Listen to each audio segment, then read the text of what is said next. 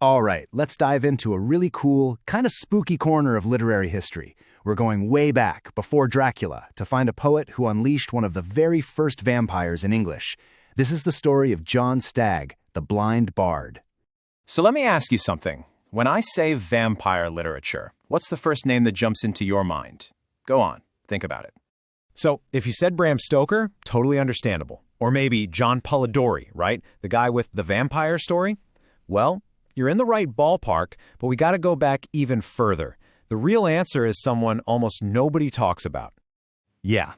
See, this guy wasn't hanging out in some fancy London salon or chilling with the Shelleys in Geneva. Nope. He was from rural England, a place just steeped in old folklore and local legends. So who is this mystery man? Let's meet him. They called him the Blind Bard. Okay, so here he is, John Stagg. He was a poet from Cumberland, way up in northern England.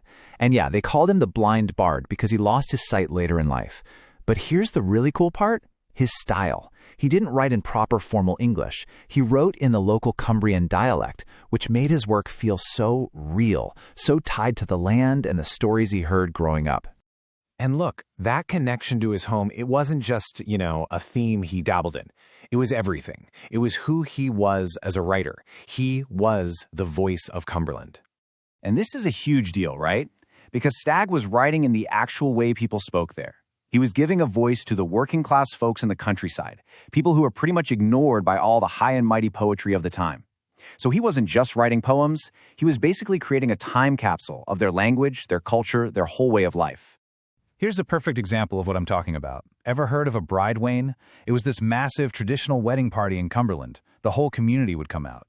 Well, Stagg wrote a whole poem about it, and it's so full of life you can almost hear the music and taste the ale. It's like you got a personal invitation. But get this is what really blows my mind about the guy. He wasn't just writing about happy wedding parties. He had this insane range. One minute he's capturing this warm, local slice of life, and the next, he's dragging you into the darkest, scariest corners of folklore. He could do it all, from humor to pure horror. And you can see that split personality right here. On the one hand, you've got his full-on gothic horror stuff. We're talking chilling, supernatural tales based on local myths, with his big one being the vampire. Then you flip the coin, and you get his rural humor. These are these witty, sharp, but also really loving poems about everyday life, like The Farmer's Wife. I mean, what a switch, right? And let's be super clear about this poem, The Vampire. This isn't just some forgotten little thing for literary nerds. No way. This is a genuinely big deal.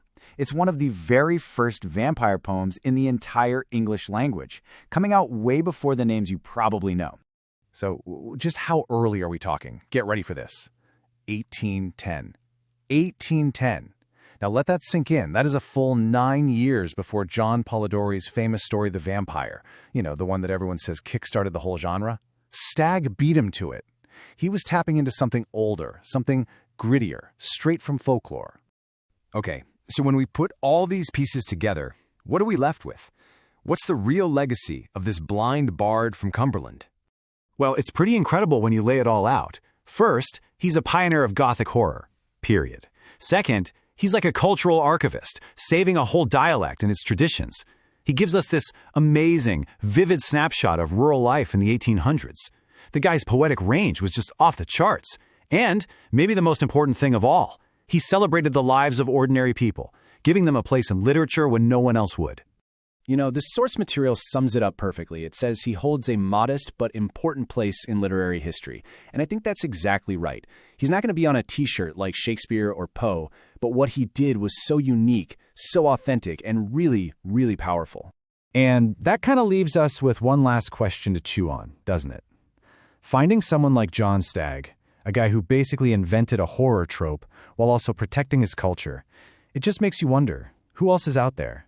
How many other amazing, brilliant voices are just buried in history, waiting for someone to come along and finally listen?